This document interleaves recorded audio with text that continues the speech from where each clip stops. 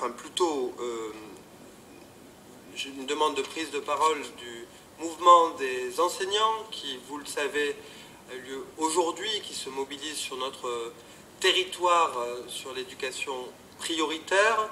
J'ai décidé d'y faire droit et donc je vous propose d'interrompre quelques minutes la séance de notre conseil municipal de manière à passer la parole à monsieur Richard Galera qui, je crois, va représenter les enseignants et enseignantes de Montreuil mobilisés.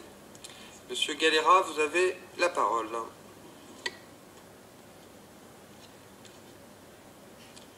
Merci, monsieur le maire. Merci, mesdames et messieurs les élus du conseil municipal.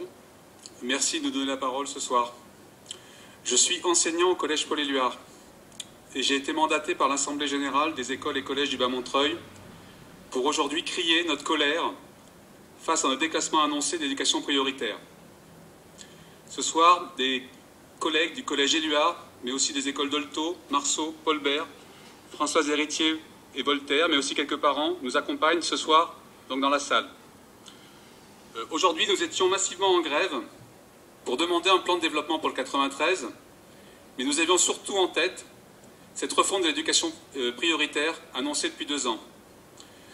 Votre communiqué hier, monsieur le maire, résumant votre rencontre avec le directeur académique et qui annonçait des entrées de collège de Montreuil dans l'éducation prioritaire, mais annonçait aussi la sortie du dispositif de notre collège.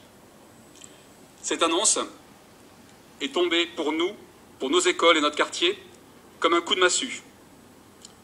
Depuis des années, on a demandé aux enseignants de faire des efforts, de s'engager, de se maintenir sur des postes, et aujourd'hui, on leur enlève la dernière reconnaissance de la pénibilité de leur travail. Ce soir, nous sommes en colère. Nous sommes en colère d'abord face à la méthode. On peut s'étonner du dialogue social dans l'éducation nationale, car lorsque nous avons envoyé une pétition au recteur, exprimant nos craintes de déclassement, aucune réponse ne nous a été apportée par le rectorat. Et c'est une véritable cascade de mépris des personnels lorsqu'on préfère annoncer en priorité au maire, puis au chef d'établissement, les décisions prises, tandis qu'on refuse depuis des semaines de donner aux syndicats les établissements concernés par la refonte de l'éducation prioritaire et la méthode retenue. Notre ministre peut communiquer hier que 13 nouveaux REP ont été créés dans le 93, sans évoquer le nombre de REP qui sont déclassés. En réalité, cette réforme de l'éducation prioritaire, il s'agit d'un redéploiement des moyens et non d'une volonté de redynamiser l'éducation prioritaire. Nous sommes en colère ce soir.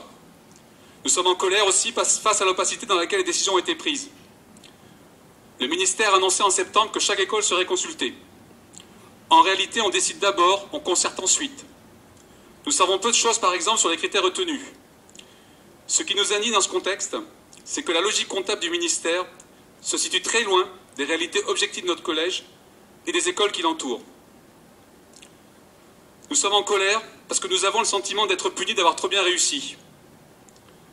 N'oublions pas que le classement du Bas-Montreuil dans l'éducation prioritaire, qui date de 1998, a été le résultat d'une lutte implacable qui avait permis de faire reconnaître au ministre de l'époque, Claude Allègre et Ségolène Royal, les spécificités de nos quartiers et les difficultés des écoles dans le département de la Seine-Saint-Denis. À la suite de ce classement, et grâce aux moyens qui ont été octroyés, on a pu voir, en tout cas, dans nos écoles, dans les écoles du Bas-Montreuil, une réelle amélioration des conditions d'études. Les phénomènes de violence se sont réduits et surtout le collège et les écoles voisines sont devenues plus attractives. Le point fort de nos écoles est aujourd'hui la mixité. N'oublions pas, par exemple, le rôle des écoles du Bas-Montreuil dans l'intégration des populations fragiles et souvent stigmatisées. Je pense par exemple aux populations roms. N'oublions pas aussi l'investissement des parents qui, conscients des difficultés de nos écoles, ont mené avec les enseignants une lutte contre l'évitement scolaire. Et certains ici s'en souviennent dans cette assemblée. Ce combat n'est toujours pas gagné.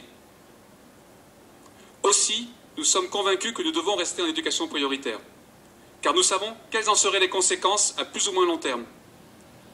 Perte de crédit dans l'accompagnement des élèves, augmentation des effectifs par classe, fermeture de classe, moins de stabilité pour les équipes enseignantes, une présence moins forte des directeurs d'école avec la diminution des décharges. Et enfin, une perte de la reconnaissance de nos difficultés spécifiques. Il est tout à fait plausible que nous revenions à la situation explosive que nous avons connue dans les années qui ont précédé l'éducation prioritaire. Mesdames et messieurs, nous ne sommes pas des dinosaures attachés à leurs privilèges vivant dans des quartiers de nantis. La crise dans nos quartiers n'est pas une abstraction, c'est une réalité quotidienne. Nous ne pensons pas que les populations qui subissent dans leur quotidien les crises à répétition ne soient pas assez pauvres pour qu'on les aide. Le 93 est un département sinistré, dans lequel les inégalités sociales sont les plus marquées, y compris dans le Bas-Montreuil.